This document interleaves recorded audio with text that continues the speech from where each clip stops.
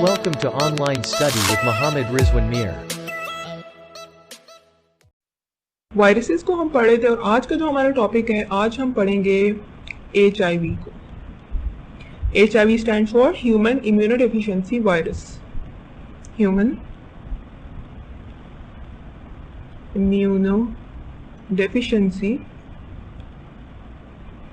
Virus, इसका जिक्र हम पहले भी अपने लेक्चर में कर चुके हैं। वायरस, और इस वायरस से जो डिजीज कॉज होती है उसे हम कहते हैं ads. And AIDS stands for Acquired Immune Deficiency Syndrome. Immune Deficiency Syndrome. Okay. AIDS की जो बीमारी है इसे हम न्यूली डिस्कवर्ड डिजीज के अंदर ही काउंट करते हैं, बिकॉज इसको कोई बहुत ज़्यादा अरसा नहीं हुआ डिस्कवर हुए हुए। 1980s में इसके ऊपर काम शुरू हुआ फॉर्मली, और अभी तक इसके ऊपर जो है मज़ीद काम जारी है। एड्स को आज हम डिटेल में देखेंगे और स्पेशली हम लाइफ साइकिल देखेंगे HIV वायरस का, ह्यूमन इम्यूनोडेफिशिएंसी वायरस का, और हम ये देखेंगे कि किस तरह से ह्यूमन बींग्स के जो सेल्स हैं ये उनको इन्फेक्ट करता है। तो स्टार्ट करते हैं हम अपने फॉर्मल लेक्चर से। सबसे पहले तो हम ये देख लेते हैं कि HIV वायरस जो है वो करता क्या है। HIV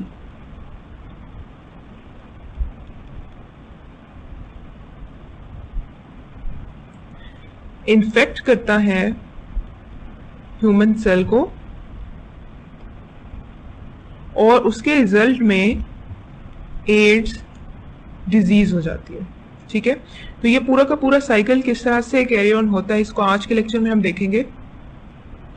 जो की सेल्स हैं जो कि HIV वायरस से इन्फेक्ट होते हैं उनको हम कहते हैं T लिम्फोसाइट्स।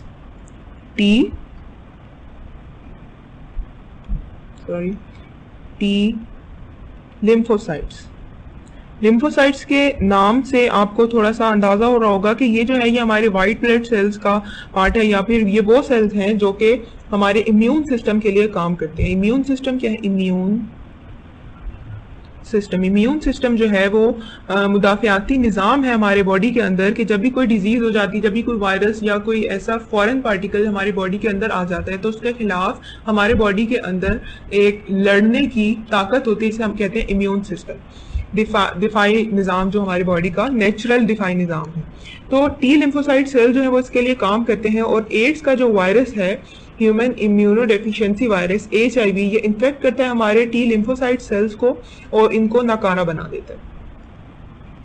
इन सेल्स को नाकारा बनाने का नुकसान क्या होता है? नुकसान ये होता है कि उसके बाद कोई भी मामूली सी भी बीमारी अगर इंसान को हो जाए तो इंसान खुद उससे ठीक नहीं हो सकता, और आहिस्ता आहिस्ता हमारे तमाम बॉडी के अंदर किसी भी कोई छोटी सी भी बीमारी अगर हो जाए तो उसके जरासीम फैल जाते हैं और इंसान की मौत वाक़ई हो जाती है। जैसा कि हमने होस्ट स्पेसिफिक होने की बात की थी, तो जो HIV वायरस है ये भी होस्ट स्पेसिफिक है। इसका मतलब ये है कि ये सिर्फ ह्यूमन बींग्स के अंदर ही एक्ट करता है। अगर हम ये वायरस किसी और इंडिविजुअल में, किसी और ऑर्गेनिज्म में, फॉर एग्जांपल मंकीज में डाल दें या कोई ऐसे इंडिविजुअल्स जो ह्यूमन बींग से मिलते जुलते हों, तो ये वायरस उनके ऊपर काम नहीं करेगा या उनके ऊपर एक्टिवेट नहीं होगा। लाइफ साइकिल अगर हम देखें इस वायरस का, तो जैसे कि हमने बैक्टीरियोफेज के अंदर बात की थी, सबसे पहला स्टेप जो होता है वायरस का वो होता है लिंकिंग का। लिंकिंग का मतलब ये है कि वायरस जो है वो बॉडी के साथ, जो सेल की पूरी बॉडी है उसके साथ अपने आप को लिंक करता है, अटैच हो जाता है, और उसके बाद अपनी नॉर्मल एक्टिविटी को कैरी ऑन करता है। हम ऐसे करते हैं कि हम इस पूरे के पूरे स्टेप को, ये जो पूरा लाइफ साइकिल है, इसको डिवाइड कर देते हैं डिफरेंट पार्ट्स में और फिर उनको वन बाय वन स्टडी करते जाते हैं। ऑलराइट, तो जो फर्स्ट स्टेप है HIV वायरस का अटैक करने का, उसे हम कहते हैं अटैचमेंट।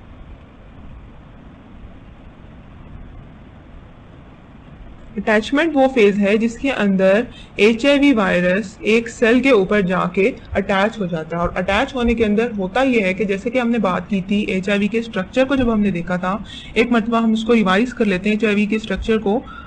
यहाँ पे आप देख सकते हैं कि ये जो पूरा का पूरा आपको नजर आ रहा है ये HIV वायरस है।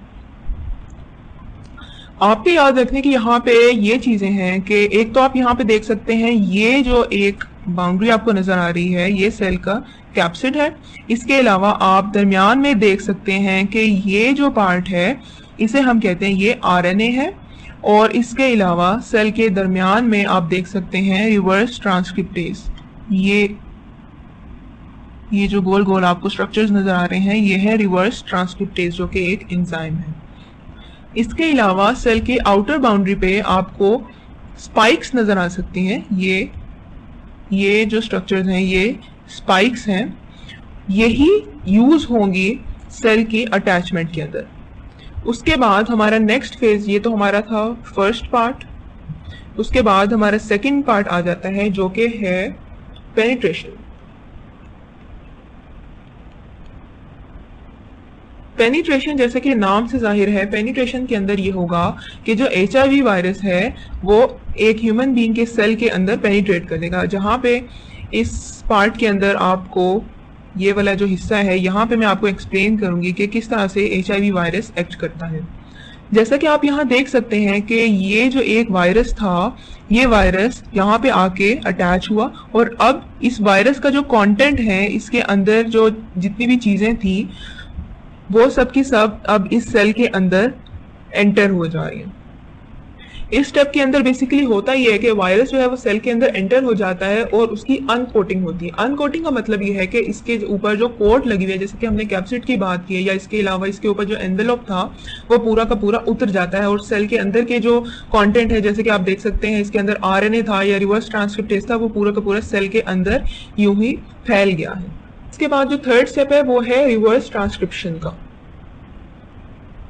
रिवर्स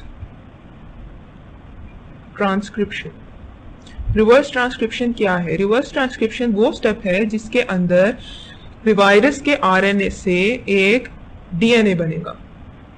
यहाँ पे आप इस डायग्राम के अंदर भी देख सकते हैं कि हमारे पास वायरस के अंदर, हमने जब बात की थी तो हमने कहा था कि वायरस के अंदर आरएनए है, लेकिन जब ये सेल के होस्ट के सेल के अंदर आ जाता है तो क्या होता है कि जो आरएनए है, ये जो लाइट कलर में आपको नजर आ रहा है, आप समझ लें कि ये आरएनए है जो कि वायरस का है, और ये जो वायरस का आरएनए इससे हमारे पास एक डीएनए का स्ट्रैंड बनता है। ये जो डीएनए का स्ट्रैंड है नेक्स्ट स्टेप में जाके ये डबल हेलिक्स मॉडल या डबल स्ट्रैंडेड डीएनए बन जाता है। इस स्टेप को हम कहते हैं ये है रिवर्स ट्रांसक्रिप्शन। यहाँ पे हमारे पास बना क्या, हमारे पास एक डबल स्ट्रैंडेड डीएनए बन गया है। यहाँ पे आप इसको देख सकते हैं। इसके बाद जो हमारा नेक्स्ट स्टेप है वो है ब्रेक डाउन का। ब्रेक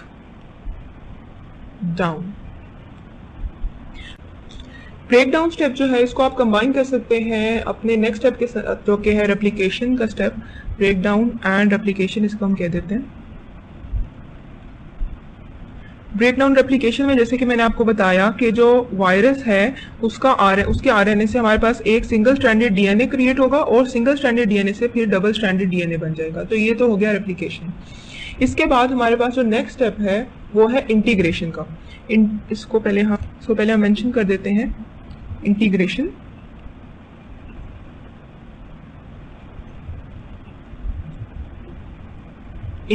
का जो स्टेप है इसके अंदर ये होगा कि जो वायरस का जो डीएनए है वो एंटर हो जाएगा होस्ट सेल के न्यूक्लियस के अंदर। यहाँ पे आप देख सकते हैं कि जो वायरल डीएनए है वो होस्ट सेल के न्यूक्लियस के अंदर एंटर हो रहा है, और एंटर होने के बाद ये क्या करता है कि ये कंबाइन कर लेता है। ये देखिए आप इंटीग्रेशन यहाँ देख भी सकते हैं, ये कंबाइन कर लेता है होस्ट सेल के डीएनए के साथ। होस्ट सेल के डीएनए के साथ कंबाइन होने से होता क्या है, होता यह है कि जब ये कंबाइन हो जाता है तो जब ये सेल या ये जो डीएनए है ये रेप्लिकेट करेगा, उसके साथ वायरस का जो डीएनए है वो भी रेप्लिकेट करता जाएगा, यानी डिवाइड होता जाएगा। इसके बाद हम अपने नेक्स्ट स्टेप के ऊपर आ जाते हैं जो कि है, जिसे हम प्रो वायरस का नाम देते हैं। प्रो वायरस क्या है? प्रो वायरस वो डीएनए का पार्ट है जो कि अब कंबाइंड है, जिसे हम कहते हैं कि जो एक डीएनए वायरस का प्लस होस्ट सेल का डीएनए है, ये दोनों कंबाइंड फॉर्म में है, और उसको हम कहते हैं प्रो वायरस। इसके बाद हमारे पास जो नेक्स्ट स्टेप आता है उसे हम कहते हैं ट्रांसक्रिप्शन। इस स्टेप में क्या होता है फिगर से हम आपको बताते हैं। ट्रांसक्रिप्शन का जो स्टेप है इसके अंदर ये होगा कि ये जो हमारे पास एक प्रो वायरस क्रिएट हुआ था उसके बाद हमारे पास डिफरेंट मैसेंजर आरएनए के स्ट्रैंड्स बनेंगे।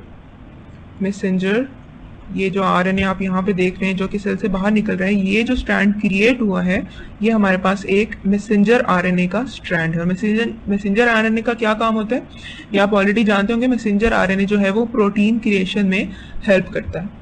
तो यहाँ पे हमारे पास ट्रांसक्रिप्शन हुई जिसके अंदर मैसेंजर आरएनए जो है वो क्रिएट हुआ, और उसके बाद उससे नेक्स्ट स्टेप में क्या होगा कि ये जो मैसेंजर आरएनए है ये इस न्यूक्लियस से बाहर आ जाएगा। यहाँ पे आप देख सकते हैं कि ये बाहर आ गया, और इसने करना क्या है, इसने करना ये है कि ये जो मैसेंजर आरएनए है ये प्रोटीन फॉर्मेशन में हेल्प करेगा। तो यहाँ पे आप इसके बाद नेक्स्ट स्टेप भी लिख सकते हैं, प्रोटीन फॉर्मेशन।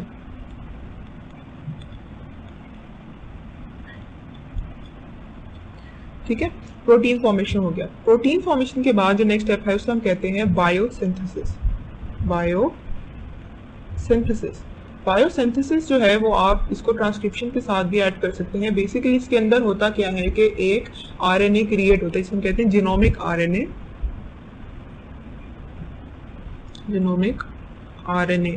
जीनोमिक आरएनए जो है वो स्टेप के अंदर क्रिएट होता है। अब ये पूरा का पूरा प्रोसेस अगर आप इसको देखें एक दफ़ा, यहाँ पे क्या हुआ कि ट्रांसक्रिप्शन का प्रोसेस हुआ और उसके बाद हमारे पास बायोसिंथेसिस और प्रोटीन फॉर्मेशन हुई। अब हो क्या रहा है, हो ये रहा है कि हमारे पास मैसेंजर आरएनए से प्रोटीन क्रिएट हो रहे हैं, और जब ये डीएनए रेप्लिकेट कर रहा है तो वायरस का डीएनए भी साथ साथ रेप्लिकेट होता जा रहा है। इसका मतलब ये है कि अगर एक नया वायरस बनना है तो उसके लिए जो कॉन्स्टिट्यूएंट्स चाहिए वो हमारे पास बन चुके हैं। हमारे पास वायरल प्रोटीन भी है और हमारे पास वायरल डीएनए भी है। अब इसके बाद जो नेक्स्ट स्टेप है उसे हम कहते हैं मैच्योरेशन। इसको हम पहले मेंशन कर देते हैं।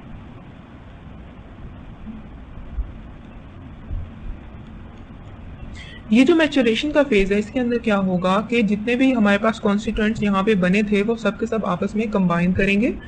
यहाँ पे जिससे रिकंस्ट्रक्शन के नाम से लिखा हुआ है उसमें ये है कि हमारे पास ये आरएनए है ये, और ये हमारे पास जो प्रोटीन है ये दोनों कंबाइन होंगे और रिकंस्ट्रक्ट होगा एक पूरा का पूरा नया वायरस। इस वायरस को बनने के लिए क्या चाहिए थे, जैसे कि अब आप यहाँ पे देख सकते हैं कि वायरस की क्या फॉर्मेशन है, उसके अंदर क्या क्या कॉन्स्टिट्यूएंट होते हैं। जैसे हमने यहाँ बात की थी रिवर्स ट्रांसक्रिप्टेज की, या फिर हमने आरएनए की बात की थी, और उसके बाद उसके बाहर एक कैप्सिड लेयर थी, और उसके बाद एक एनवेलप था और स्पाइक्स थी।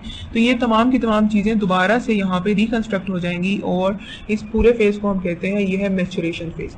जब ये मैच्योरेशन फेज कंप्लीट हो जाएगा इसके बाद हमारे पास जो नेक्स्ट स्टेप है उसे हम कहते हैं रिलीज स्टेज।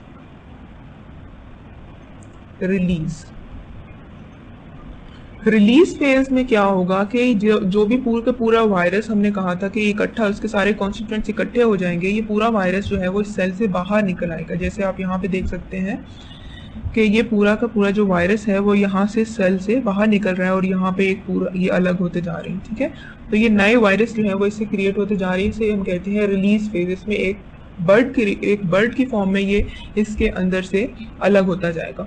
अब इसमें हुआ क्या है, उसमें हुआ ये है कि हमारे पास एक वायरस था, उसने एक सेल को इन्फेक्ट किया, उसके अंदर आया, अपने डीएनए को रेप्लिकेट कराया, नए प्रोटीन बनाया और अपने सेल के नए कॉन्स्टिट्यूएंट्स बनाए, उन सबको इकट्ठा किया और उस सेल को छोड़ के चला गया। अब इस सेल की जो नॉर्मल फंक्शनैलिटी है वो डिस्टर्ब हो चुकी है, ये सेल अब काम करने के काबिल नहीं रहा, और इसके रिजल्ट में हुआ क्या कि हमारे पास ढेर सारे वायरल सेल्स क्रिएट हो गए, और अब ये जो वायरस है, नए वायरस जो क्रिएट हुए हैं, ये मजीद और सेल्स को इन्फेक्ट कर देंगे।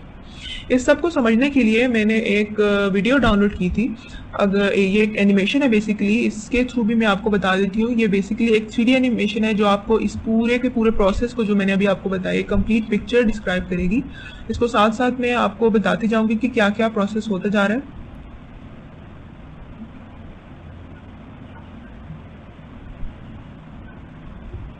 यहाँ पे आप देख सकते हैं कि एक 3D मॉडल आपको दिखाया गया है एक HIV वायरस का। ये हमारे पास पूरा का पूरा वायरस है, उसके ऊपर स्पाइक्स को आप क्लियरली देख सकते हैं। ये HIV वायरस जो है वो ह्यूमन टी लिम्फोसाइट सेल के ऊपर आके अटैच हो गया। ये हमारे पास होस्ट सेल है जो कि है टी लिम्फोसाइट सेल। अब ये यहाँ पे आके अटैच हो रहा है। अटैचमेंट में आप देख सकते हैं कि किस तरह से इसके जो स्पाइक्स हैं वो टी लिम्फोसाइट सेल के ऊपर जाके अटैच हो गए।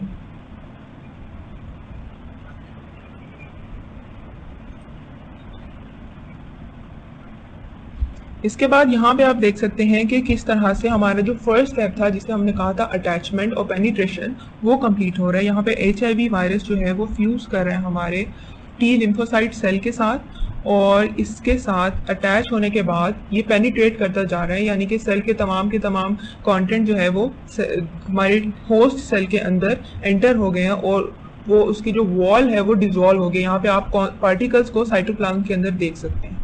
अब यहाँ पे रिवर्स ट्रांसक्रिप्टेज का क्या काम था, जैसे कि हमने आपको बताया कि उसने वायरल RNA को ट्रांसक्राइब करना था और उससे एक DNA क्रिएट करना था। तो यहाँ आप देख सकते हैं कि एक DNA बन गया। अब इस DNA ने क्या करना है कि इस DNA ने हमारे होस्ट सेल की न्यूक्लियस के अंदर एंटर हो जाना है और उसके बाद रेप्लिकेशन का प्रोसेस होगा। यहाँ पे आप देख सकते हैं ये ह्यूमन DNA है। ह्यूमन DNA के साथ जो वायरल DNA है वो आपस में वो आके कंबाइन कर लेगा। ये स्टेप आप यहाँ पे क्लियरली देख सकते हैं।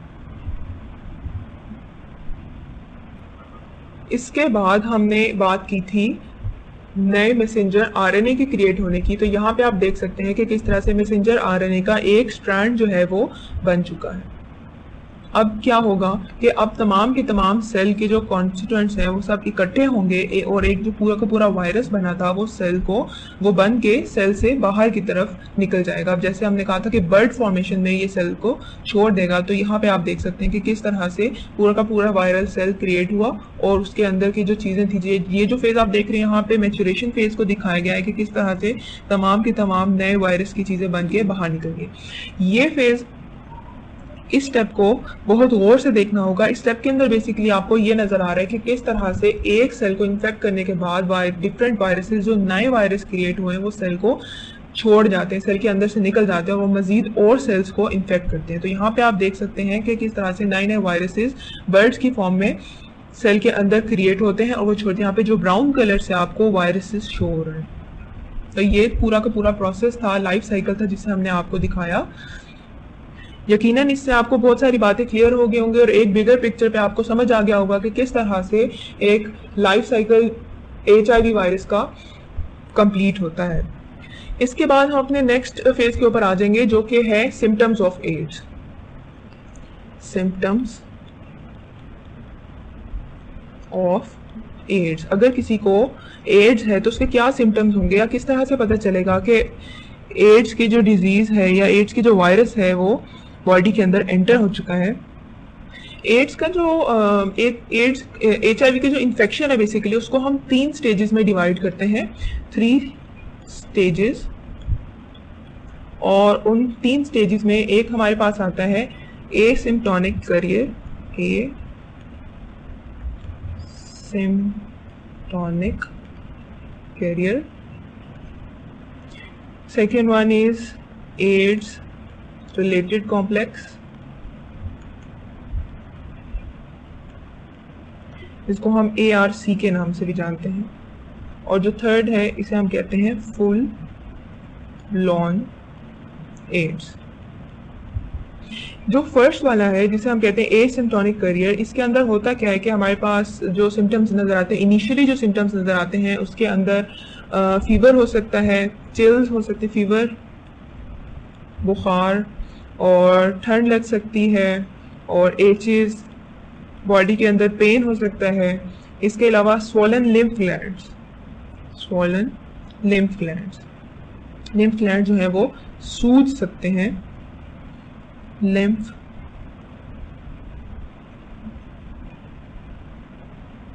तो ये कुछ सिम्टम्स हैं जो कि एक इंडिविजुअल के अंदर शो हो सकते हैं, लेकिन बहुत ही कम चांसेस है कि ये एक सिम्टम्स शो होंगे। इस स्टेज के ऊपर इंडिविजुअल टोटली हेल्दी होता है, उसके अंदर कोई सिम्टम्स शो नहीं होते, मीन्स के ये फीवर, चिल्स, एचिस, इन तमाम चीज़ों का होना बहुत ही कम चांसेस है कि ऐसा होगा। ये सिर्फ और सिर्फ अगर आप HIV ब्लड टेस्ट करवाएंगे तो एंटीबॉडीज शो हो जाएंगी या पॉजिटिव शो हो जाएंगी, तभी पता चलेगा कि एड्स बॉडी के अंदर, HIV वायरस जो है वो बॉडी के अंदर एंटर हो चुका है। एड्स रिलेटेड कॉम्प्लेक्स की जब हम बात करते हैं तो हम कहते हैं कि इसके अंदर हमारे पास कुछ ऐसी अलामात हैं जो शो हो सकती हैं। एड्स रिलेटेड कॉम्प्लेक्स, जिसे हम ARC भी कहते हैं, रिलेटेड कॉम्प्लेक्स। ARC। इसके अंदर ऐसा हो सकता है कि कुछ अलामात शो हो जाएं, जैसे कि हम कह सकते हैं कि कोई ग्लैंड्स या गिल्टी नुमा कोई चीज़ जो है वो आपके नेक रीजन पे, नेक या आर्मपिट, इस तरह से, या बॉडी के मजीद और कुछ पार्ट्स में आपके कुछ गिल्टी नुमा कोई चीज़ जो है वो शो हो जाए। और इसके अलावा कुछ और अलामात जैसे कि आपको रात में पसीना आना या खांसी होना या परसिस्टेंटली आपको फ्लू है या डायरिया है, तो इस किस्म की अलामात अगर आप में ज़ाहिर हो रही, लॉस ऑफ मेमोरी हम कह सकते हैं, ये भी लॉन्ग टर्म सिम्टम्स के अंदर ये भी चीज़ें आ सकती हैं, लॉस ऑफ मेमोरी है या डिप्रेशन है, तो ये तमाम एड्स की अलामात हो सकती हैं। जो थर्ड हमारी स्टेज है जिसे हम कह रहे हैं कि full blown AIDS, full blown AIDS, ये एड्स की फाइनल स्टेज है।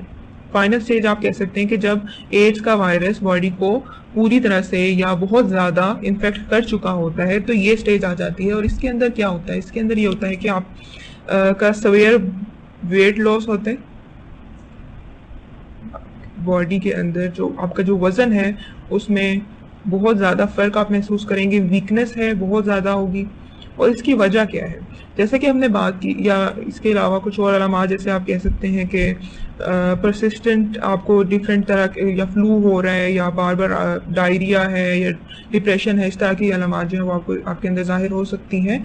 और इसकी वजह क्या है, इसकी वजह ये है कि वायरस जो है उसने टोटली आपके बॉडी के जो इम्यून सिस्टम है उसको अफेक्ट कर दिया। जब इम्यून सिस्टम अफेक्टेड है तो इसका मतलब है कि आपके तमाम, अगर कोई भी बीमारी बॉडी के अंदर एंटर, कोई बीमारी के जरासीम में बॉडी के अंदर एंटर हो रहे हैं तो वो आपको बहुत ही बुरी तरह से इफेक्ट कर रहे हैं। आपके बॉडी का डिफेंस सिस्टम टोटली ख़त्म हो चुका है, वीक हो चुका है, और जो वायरस है या कोई भी बैक्टीरिया है या कोई भी ऐसा फॉरेन ऑब्जेक्ट है जो बॉडी के अंदर आ चुका है, तो उसको खुली आज़ादी है, वो कुछ भी करना चाहे वो ईजिली कर सकता है।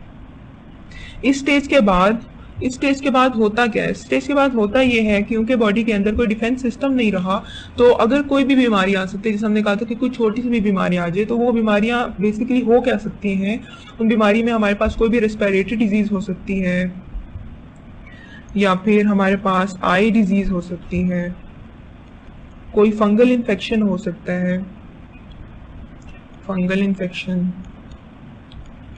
या हमारे पास गैस्ट्रोइंटेस्टाइनल डिजीज, गैस्ट्रो